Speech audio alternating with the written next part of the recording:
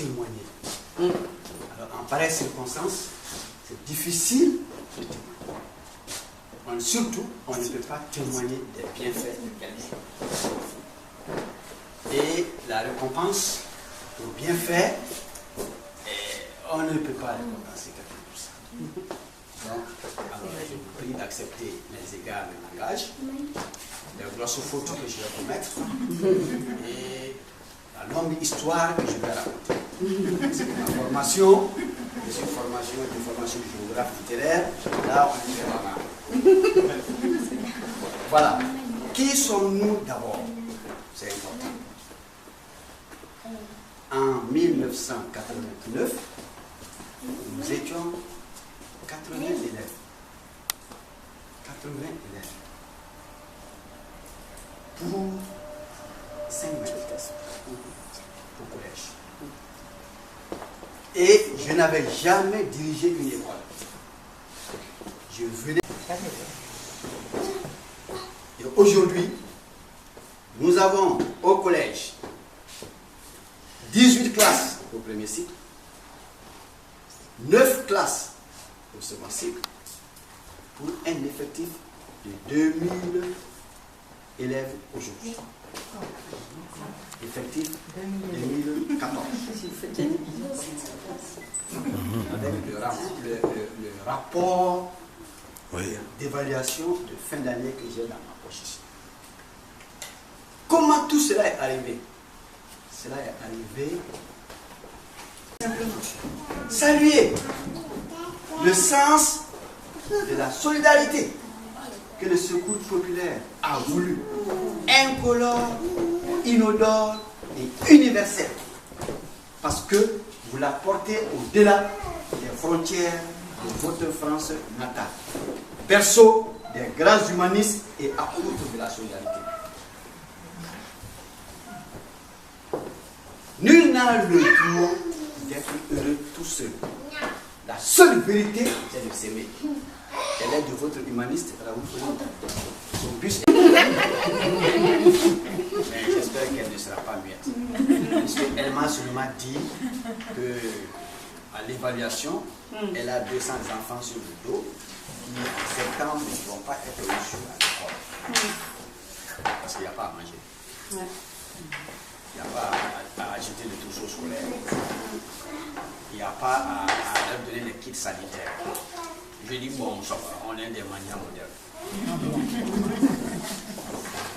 Et donc, j'ai le droit de rêver pour vous dire que pour l'avenir, puisque vous m'avez dit dans la note technique que nous allons envisager ensemble les années à venir. Premier projet, quand on vieillit, on fasse le témoin. Donc, avec nos autorités scolaires, je ne suis plus à la direction. Je ne sais pas, vous êtes au courant. Elle est au courant, ma complice est au courant, mon complice est au courant. J'ai quitté la direction après 24 ans. Pour être conseiller pédagogique, pour inspecter ces gens. Et elle a eu chaud quand j'ai parti. Et donc, non, les directeurs qui m'ont remplacé, que bon, la mission a accepté qu'elle aussi soit témoin.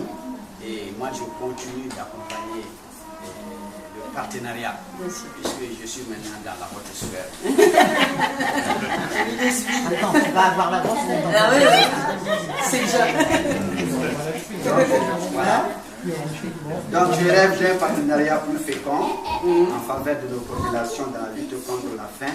Un de nos illustres écrivains du Mali, c'est Badian Ferté, dans Sous l'orage, qui aujourd'hui est un des pionniers de l'indépendance du Mali. Et un de vos humanistes, philosophes, sociologues, socialistes, communistes, voire athées, nous dit dans son livre La peste, vous le récitez, par la bouche du docteur Dieu, que ce qui l'intéresse, c'est la santé de l'homme. Au moment où le père nous dit que la mort d'un enfant l'a traumatisé, il lui répond que la mort d'un enfant est un grand coup pour lui. Ce qui l'intéresse, c'est la santé. Nous, du Secours populaire, vous du Secours populaire, ce qui vous intéresse et qui aujourd'hui est indispensable, c'est la santé de l'homme. Santé physique, santé morale, santé humaine, santé universelle. Et pour cela, je dis bravo à vos ambassadeurs en terre sanoise. Au risque des scorpions, au risque des pannes, au risque des moustiques, au risque du choléra. Merci. Merci à Marie, merci à Patrice. Je vous dis solennellement, ils connaissent nos réalités et peuvent mieux témoigner que moi-même. Car l'oreille de l'étranger et l'œil de l'étranger voient plus loin que le logeur. Et on nous dit dans notre sagesse africaine, mieux vaut avoir vu une fois que d'avoir entendu parler plusieurs fois. Parce que moi,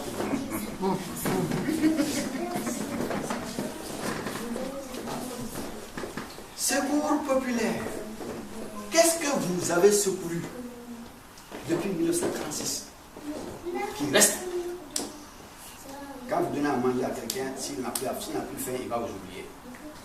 Quand vous l'habillez, s'il n'est plus mieux, il va vous oublier. L'illettrisme et l'analphabétisme, tout comme la faim, sont les vrais fléaux de nos sociétés en quête du droit à un mieux-être. Vous ne direz pas le contraire.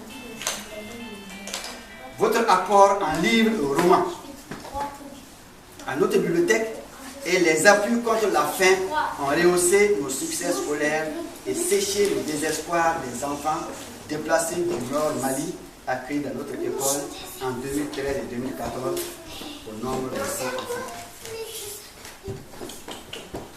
Ce jour-là, quand je téléphonais à la télé, je lui disais au téléphone, il faut leur dire de faire vite, d'envoyer vite l'argent, parce que les enfants du Nord sont là. Et moi, je ne sais pas quoi faire avec eux. Alors que les autorités nous avaient instruit, dès qu'un enfant du Nord se présente, vous le prenez, sans condition. Merci à vous. Certains déjà sont au lycée. Comment ne pas évoquer la gratitude de la dizaine de femmes veuves avec des enfants sur les bras sans garantie sécuritaire alimentaire? Elles ont bénéficié ces années durant de votre sens du partage.